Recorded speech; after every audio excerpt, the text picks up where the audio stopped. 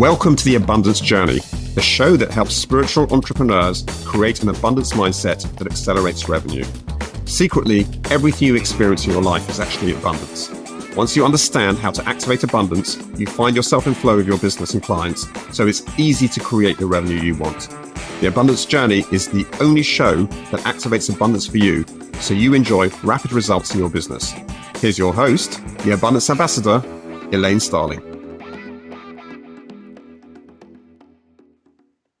So how often are you truly making time for self-care? Yeah, what about soul care? Because your soul actually needs clearing, cleaning, nourishing, and refreshing the same way your body and your mind do. You are nurturing that within you to live as your higher self so you have greater clarity and feel fulfilled. Well, I am so lucky. I just meet the most cool people in the universe. And I got to find Jennifer Regular. She is this incredible lady who helps people practice soul care. She's known as the Soul Illuminator.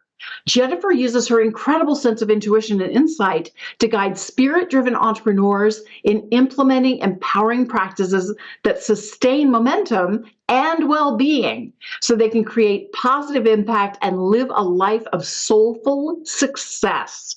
Right up my alley. Her book is pretty incredible too. It's called Embrace Your Power, A Healing Journey of Self-Discovery. It guides you to nurture your soul, clarify your direction, and empower you to reclaim your life.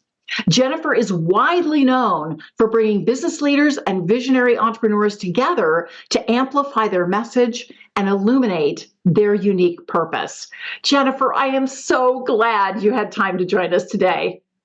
Oh, I'm super excited right now, Elaine. I love your energy. I love every time we get together and just exchange words and energy. And yay, I'm here. I know. You've got this incredible podcast, Awaken Ascend, and it's incredible. I had such a good time being a guest on your show, and we were laughing and just chatting, and it's more fun than a barrel of monkeys. It's all true. Definitely check out Elaine's episode on Awaken and Ascend. Yeah, check out all of her episodes because her show's really powerful.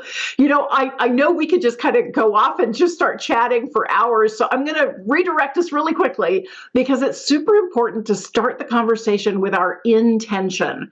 That's what we want to create together and how we want to feel as we create it. Now, there's a lot of different reasons why I set an intention. We are actually in partnership with the divine, with the God of your understanding. And part of the way we partner is by stating an intention. It's almost like a spiritual GPS.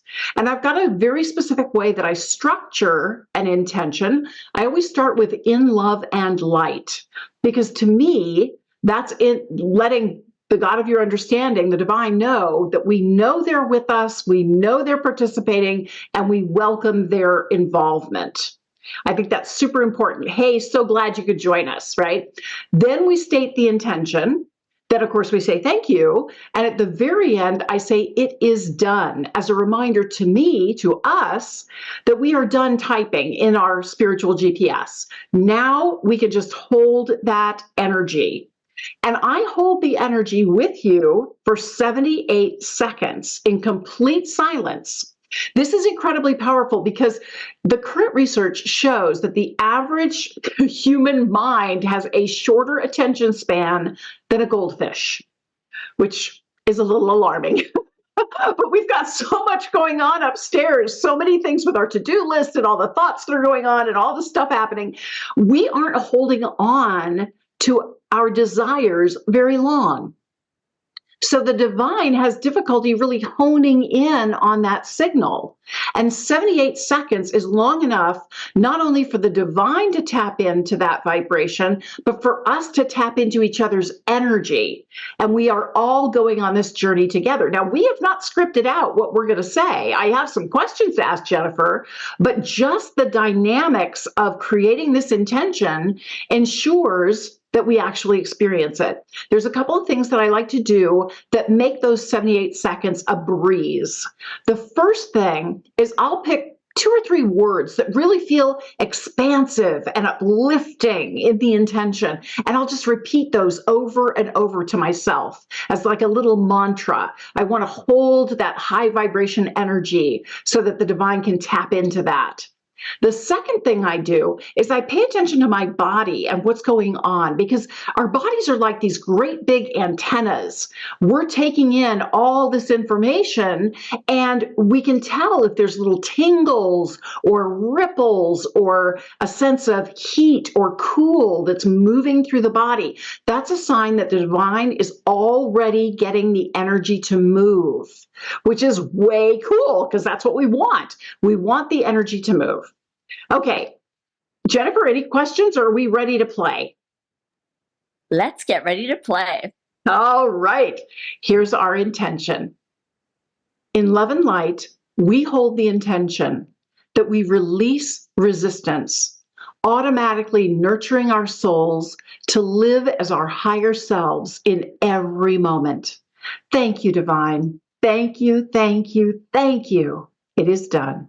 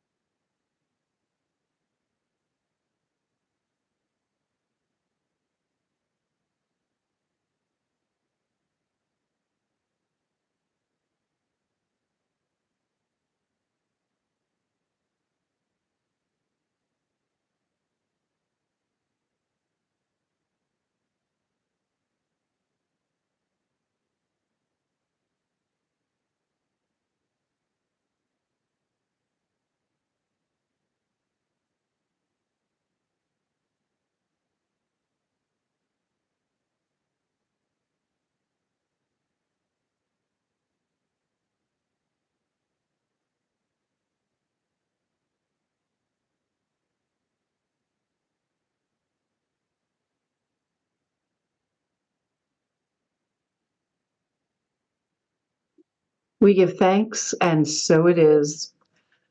Wow, that was really cool. It is done. It is done. Isn't that amazing? I felt all this vibration in my third eye and my mouth, believe it or not. That was really wild. And I was really focusing in on live as our higher selves. Live as our higher selves. Yeah, that was so beautiful. Jennifer, I think the very first question everybody's going to have is, when you think about soul care, how are you defining that? Good question. Good question. Soul care encompasses so much of who we are, and it also helps us in our capacity for growth, our personal evolution, and our self-realization journey. It's really actualizing the fullness of who we truly are. And it takes care of the things that we love to do, the things that we find fulfilling, that frees us, that brings more joy, peace, contentment, gratitude, love into our lives, you know?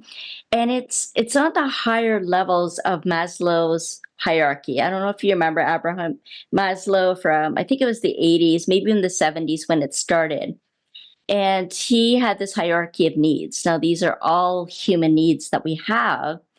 And it starts out with our basic needs, right? Our physiological needs.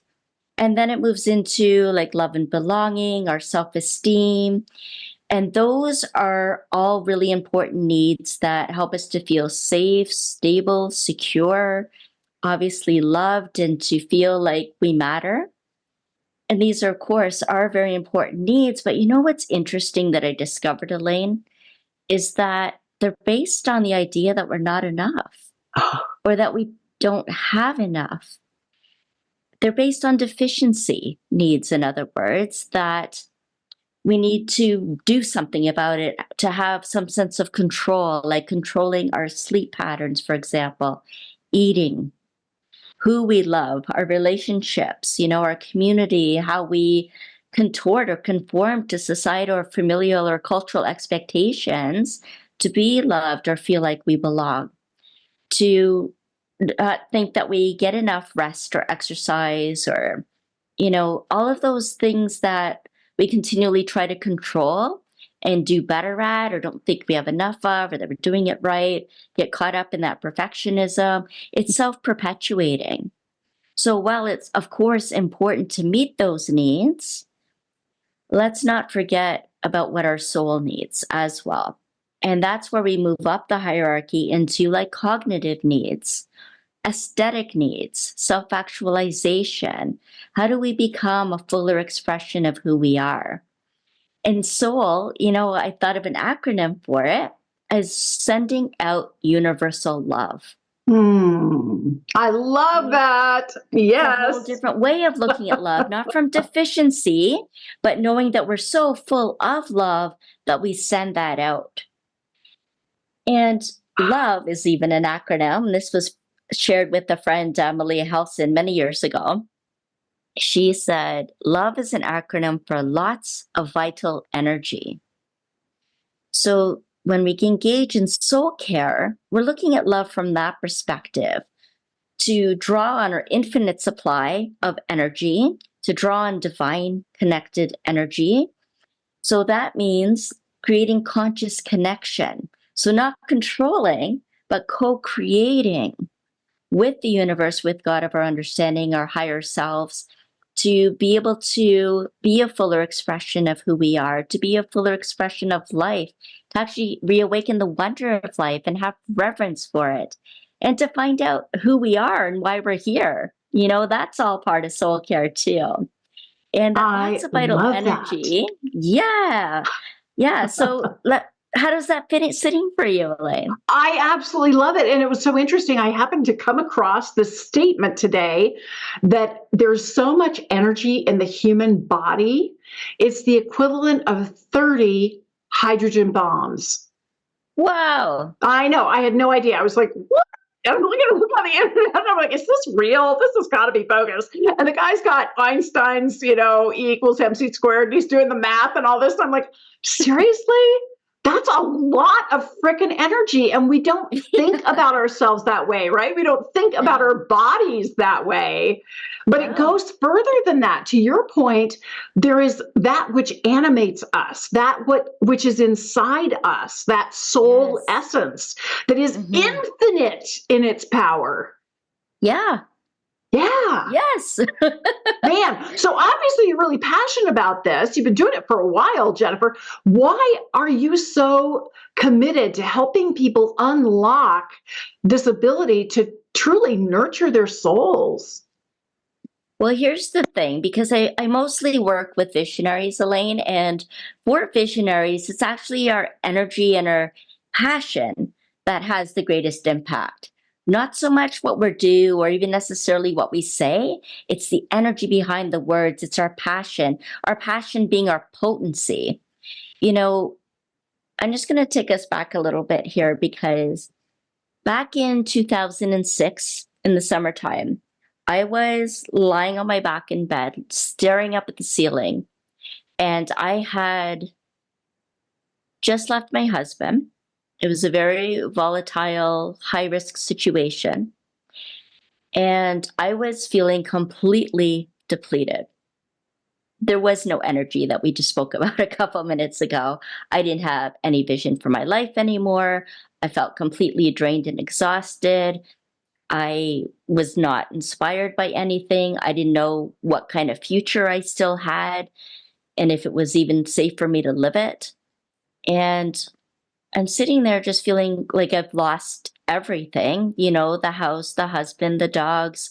I was on the verge of claiming bankruptcy, which I did a little while later. And my garden that I was building. So the dream, losing the dream even, And so I'm there feeling completely depleted, like everything, my whole life was over. Only there was a spark still there.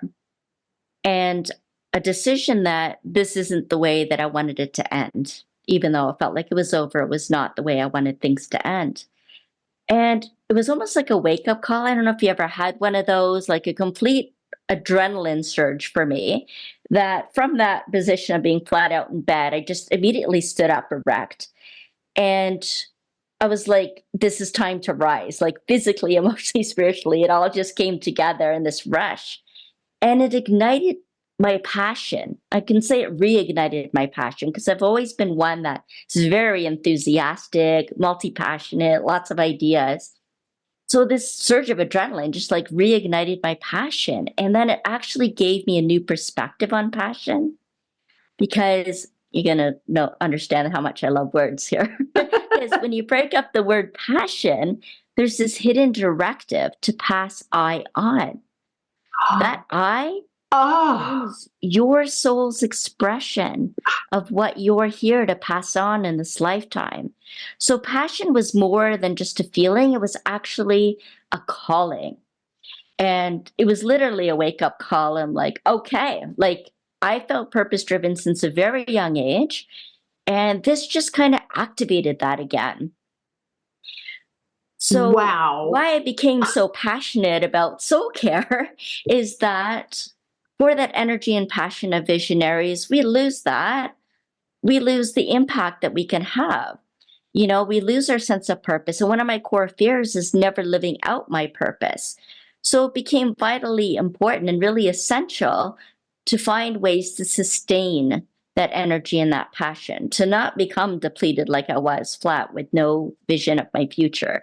You know, I don't want anyone to ever have to feel that, and to understand that if they do, it's only temporary, that it's just a wake up call that things weren't in alignment, obviously, right? It wasn't true to who we were and what we were meant to do in this world. And that we needed to bring what was for our highest good, our highest purpose, and part of our highest self to be expressed into alignment. Yeah. So, I mean, it didn't just happen in that instant. That activated a whole healing journey that brought me back into alignment and helps me to continuously evolve into the person that I'm becoming. You know, I love that. I love what you're up to in my life. You know, I recently came across a distinction that I found really, really helpful. And it's the difference between my higher self and my human self. And the idea is that when I'm in my human self, I immediately snap to judgment. Usually it's I'm right, you're wrong.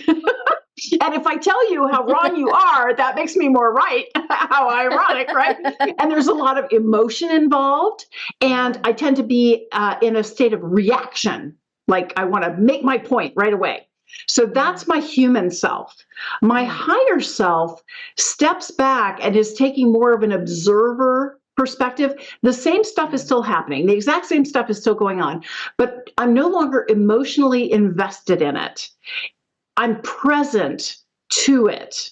And so instead of reacting, I respond, and it's always responding with supportive love and grateful compassion. That's a really important distinction to me, because supportive love is, you know, I have no desire to climb Mount Everest, but good on you. If that's your thing, glory be, I will celebrate you. I'm going to support you and encourage you in achieving your dreams. I'm not going to make it all about me and my dreams. That's a big difference I think a lot of people struggle with. They're trying to find commonality, so they immediately steal the conversation and go, and this is how I live it in my life, which I'm doing right now, but oh well. and the grateful compassion is so important because we have mirror neurons that are right behind our eyebrows. And so when you're speaking and going through something and sharing something, I get to experience it vicariously. That's why we get so much out of the movies that we watch and the books that we read. We don't have to be those characters having those experiences to reap the benefits, the rewards, the transformation of witnessing it. And that's why grateful compassion is so fundamental and such a part, to me, such a part of our spiritual expression. Yes. And you know what? There was a word that really stood out to me in what you said about reacting to life and finding a way rather to respond to it. And that really draws on the costs of not engaging in soul care and what's at stake. It is reacting to life rather than embodying it. It's that exhaustion, depression, anxiety, numbness, feeling like things don't even make sense anymore, that confusion, increased conflict. All these problems exist when we fall out of alignment and we're not engaging in soul care practices because we're not feeding our spirit, we're not feeding our soul. We get into that control state, which really comes from ego. So you can either be controlling things or you can be creating things. Co-creating, that's when you're coming from soul. When you're tending to your to-do list, for example, is that coming from tension or is it coming from tenderness? That's another indication of whether you're coming through ego or soul, create or control. And when you put yourself first, which a lot of people are hesitant to do, but get this, when you put yourself first, you're putting yourself in a position of leadership, of being a role model, for being a way shower of a spiritually balanced lifestyle. And balance, you know what, comes from living your truth. So we go back to that again. And you know what, Elaine, you have this whole podcast on the abundance journey. And for me, the abundance journey has been about being a full expression of who I am. That's abundance. Abundance from overflowing. So not coming out of depletion and sense of urgency and that rigidity, but it's coming from overflow, filling yourself up first, and then whatever's overflowing is what we can freely give to others. I love that. I love that. So obviously you've seen people who are stuck, who are struggling. There's that kind of before situation, before they start working with you. What are kind of those common denominators that you've noticed people hit that kind of is that signal, I need to get in touch with Jennifer. I need to check out her programs? It's that transition space from like a corporate career or a career that they've been in for like many years into their calling. It's that in between space where you're recovering from, all the fear, obligation, and guilt, the fog of being in those careers, doing what you had to do, but not doing what you love to do. And wanting to follow that calling and wanting to be able to sustain that, not get stuck on old patterns, self-defeating patterns. Oh, I got to go back to this because, you don't trust yourself or your capacity to follow your calling, to follow your heart and your bliss. And so we work through that. People also come to me later, though, that are already, living their calling. They might be business leaders, organizational leaders. They may be leading a movement. But they're in a place where they've fallen out of alignment between their vision and their mission, and not quite living their values, or maybe their core values have changed in a way, and you're trying to hold on to something that's no longer true for you and who you are, because we're continuously evolving, as does our businesses evolve. And so abundance comes from flowing with that, not trying to make it as it was in the past, to hang on to something like you're talking about, those emotional attachments, even attachments to our thoughts and beliefs of how things should be or how we thought we wanted them to be, rather to open up to new potentials, new possibilities. Expansion is happening. There's things that we never even considered before that we can now. And what I find what's so exciting is when people get to make the impossible possible, things that they just never thought they were capable of, or that they could do, or could be an outcome of actually following their calling and their heart's desires. So yeah, the entry point's usually that misalignment phase, or that transition space from what was to what they want to do now. Okay, I need to share a little story with you because I think you're going to have a really cool take on this, and I really want your input. So, okay, I was washing dishes in my kitchen. This was just a few months ago, and I was musing over, sometimes we're working on a project and it just all comes together beautifully, perfectly, super easy, It's a snap. And then there's other times when we're working on something and it's like roadblock after roadblock and delay and tension and resistance out the wazoo. And I was just like, what's going on here? Why did that happen? And I immediately felt and heard this incredibly loud and powerful voice in my body. And it said, when you deny your power is denied to you. When you acknowledge your power is shown to you. You are more powerful than you can imagine. And I kind of popped out of that and dried off my hands and went and wrote it down. I'm like, dang, that's really key. That's really important. And I realized that there are times when my language, especially, I was taught to be a good little girl, don't immediately accept compliments. That's being egotistical. And, there's all these rules in society. And I realized that often the words I use, I'm not owning my power through my words. And I know you've got your own take on your personal, but your soul power is really what we're talking about here. And letting the soul power flow through you with no resistance. We're removing resistance. That's what our intention said. That's out of here. So I would love your take on that. And just, yeah. Okay, so here's my take. I wouldn't say resistance is out the window. I wouldn't. And you know why? Because it's the law of physics, Elaine.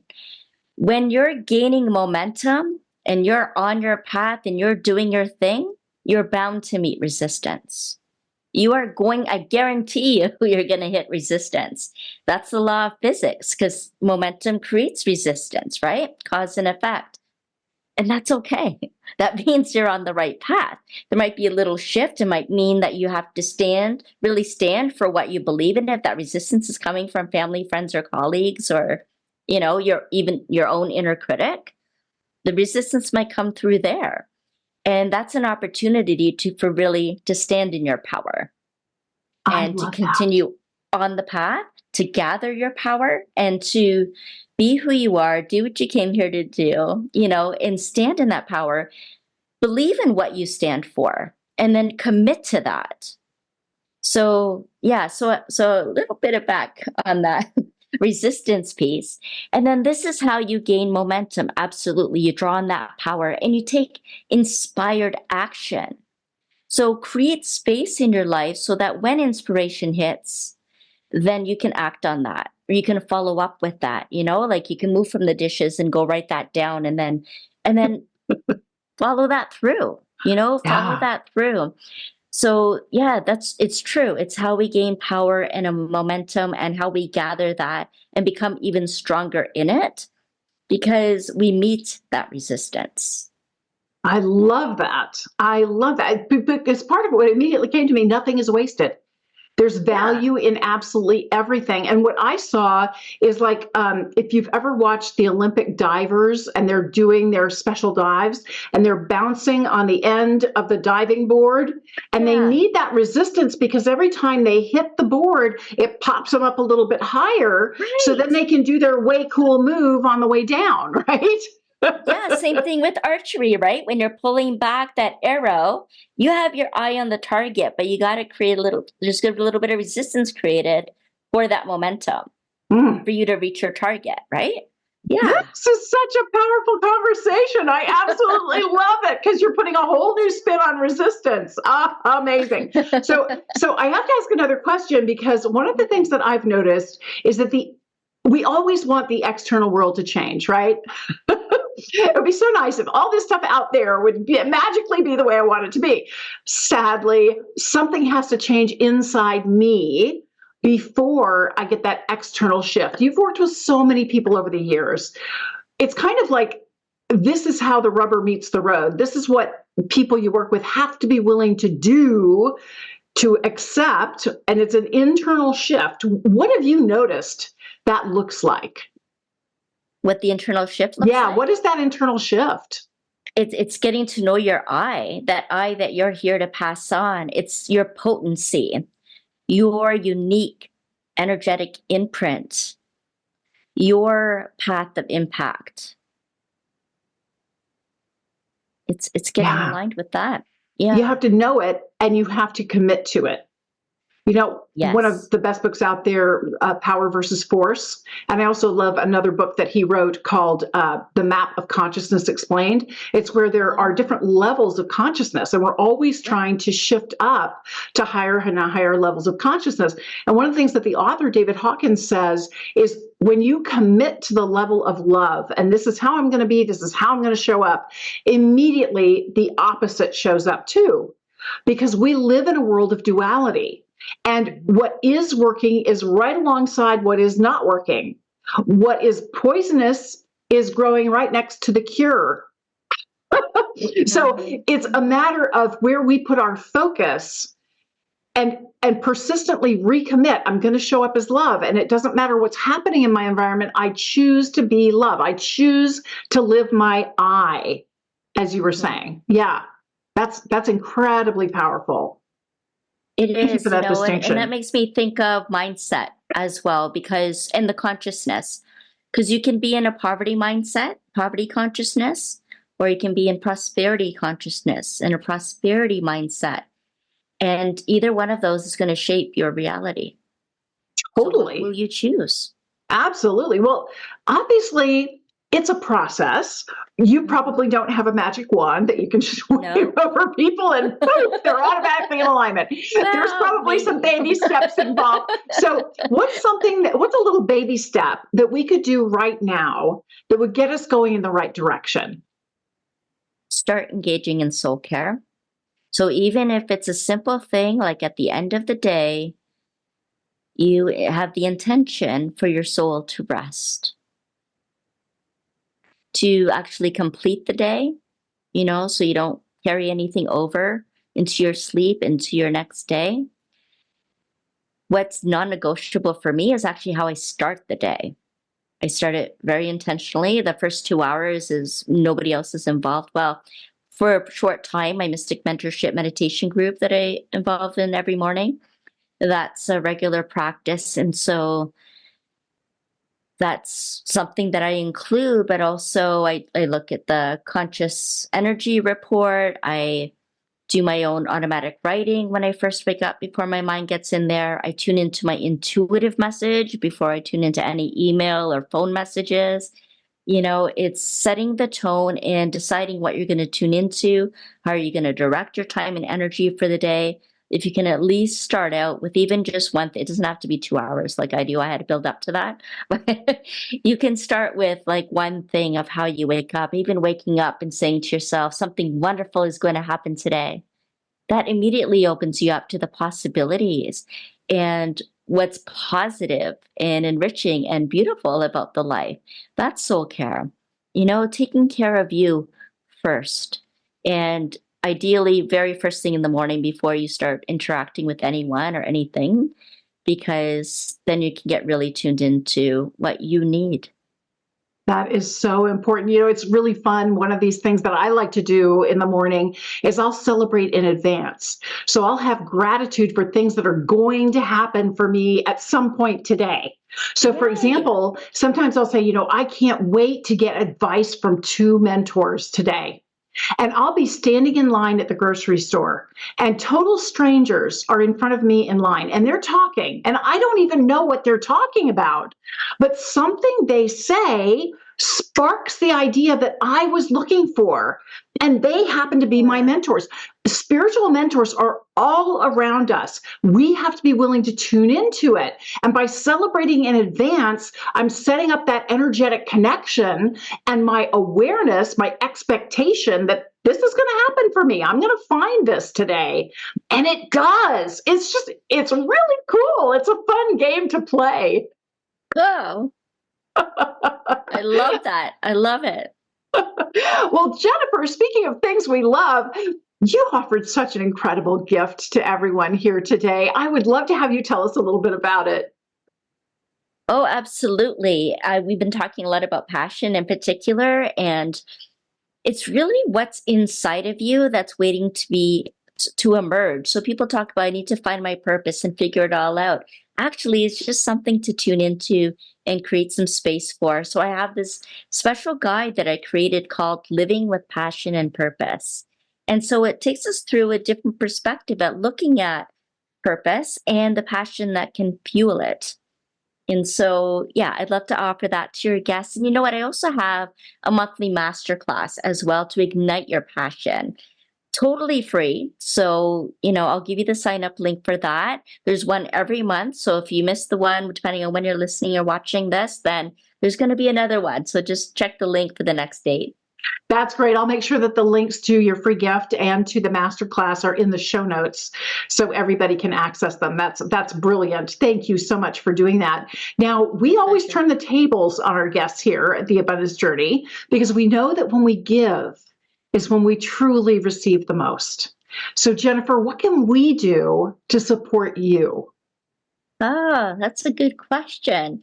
Well, you know what? If you know someone who might be interested in having that guide that I mentioned about living with passion and purpose, please share that. Please share that. Or even the link to the masterclass, because you'd be helping them tremendously as well. And this is how we start co-creating global harmony, is that we get to share and spread the love. So thank you. Man, what an incredible conversation. But you've made my life a little difficult. I have 3 pages of notes. I tried to be surreptitious in taking my notes, but oh my gosh. And I have to pick just one thing to do the Activate Abundance segment around. So yeah. Okay. You made my life a little difficult. Thank you. Because it was so good. I mean, really, I could keep you here all day, Jennifer. I so appreciate you. I love your take on things. I love the way you make things really simple and very concrete. It's so fascinating to me that people are always like, well, it's not tangible unless it's something I can hold in my hand. I've got a pen in my hand, and either you helped me make my pen or you didn't. But in reality, you can feel in your body, like we were talking about how your body is this big antenna that picks up stuff.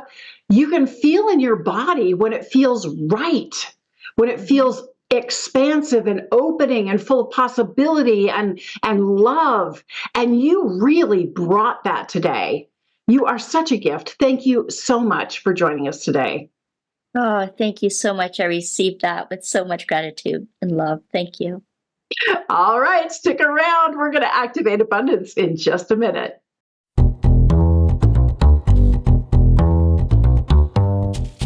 Hi, it's Elaine Starling, the Abundance Ambassador, and I know since you're listening to this show or watching this show, The Abundance Journey, you really want to experience more abundance in your life. Well, that's why I wrote the book, 5 Steps to Activate Your Abundance. It's available for sale right now from Amazon, from barnesandnoble.com, and many international sellers. And I want you to pick up a copy because I'm really opening the kimono here and sharing all of the information you need to experience abundance in every single aspect of your life. The book's divided into 3 parts. Part 1 is called Meeting the Divine. This is where I share my near-death experience and the conversation I got to have with our higher power during my stroke. In Part 2, Messages from the Divine, I share the best practices that I was given, the secret sauce in how life actually works. And so you understand really why you're here and how you can make the most of your life so you love every single moment. And then in the Part 3 is Partnering with the Divine. That's where I go into each of the 5 steps to activate your abundance and explain exactly why it works so well. So take a moment to pick up a copy. It's available as an ebook, a paperback book, an audiobook, and a video course. So however you like to absorb information, abundance is waiting for you.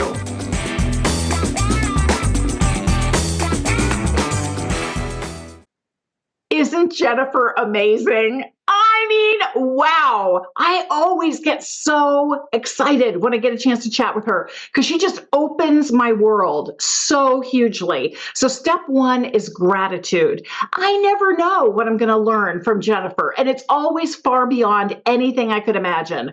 Thank heaven we get to spend quality time with awesome people like Jennifer. Step 1 is gratitude. Step 2 is acknowledge something you heard that was a little aha for you. for me, there were so many ahas. I got 3 pages of notes, but the one I decided to talk about today is how she defines passion. She broke the word passion down to say it stands for pass, I, on. And the I is the I am. It is that universal divinity within you. It's your purpose. It's your way of being. It's who you are, the essence of you that you're bringing to the table. And too often, we tend to hold back. We tend to hide who we are. We try to compromise and fit in and get along with everybody else and hide our true selves. You know, it's really interesting. I had this incredible experience where I had a stroke and a conversation with the divine, and I've written a book about it, and I still find it difficult to talk openly with people about it. So that whole thing of passing I on, yeah, she hit me where I live because I really need to do that. It's not about me. It's about allowing the divine within to shine. Because if you don't do that, people don't get the gifts that are there. You are such a blessing. You are a massive blessing for other people. So be willing to pass I on. Step 3, appreciate the difference it can make in your life. Night and day difference. When you get to be who you truly are, the energy is so compelling. It's so intense. You're in the zone. You let all of those barriers, all of those old beliefs, all of those societal trainings drop away because it's not about you. It is through you. You are showing up to deliver a divine message to other people just by how you are being. It is your beingness that is so important. I heard a quote recently from R.J. Spina, and I absolutely love it. He said, stop paying attention to your productivity and pay attention to your presence. Notice when you are present, because when you're truly present, you're aligned with the divine and you're showing up as your true self, the I am within. Love that. Step 4. Activate abundance. And there's a couple of different ways we can do this.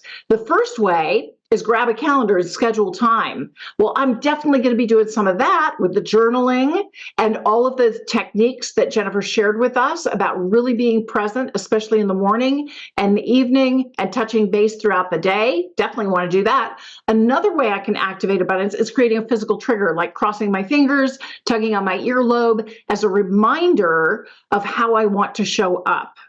The third way is I can declare what I'm going to do. And it helps if you've got an accountability buddy, somebody who's going to notice your behavior and kind of call you on it if you're not in alignment with who you said you were going to be. I am going to do all 3 because I'm really committed to passing I on. That is so important. It is why I'm here. It's why all of us are here, to pass the I on. So, call me on it if you don't see me stepping up and sharing. I really want to hear from you. Step 5, celebrate your progress. This is how you create abundance in the moment. This is how you turn every single aspect of your life into abundance. You celebrate it. You identify with it with gratitude. Identify those ahas, a new perspective on your thinking, the difference that it can make in your life. You make a commitment on the actions you're going to take to actually leverage this new insight, and you celebrate who you are being. Because who you are being is where the magic happens. And that's what we need most from you, is for you to be the magic that you truly are. Thanks for joining me today for the Abundance Journey. I'll see you next time, real soon. You've been listening to the Abundance Journey Show with Elaine Starling. Visit theabundancejourney.com/podcast gifts to access today's gift, as well as gifts from our other guests. Tune in every week to activate abundance in your life and business. If something resonated with you, please share it with your friends so they can benefit too. Keep activating abundance, and we'll see you in the next episode.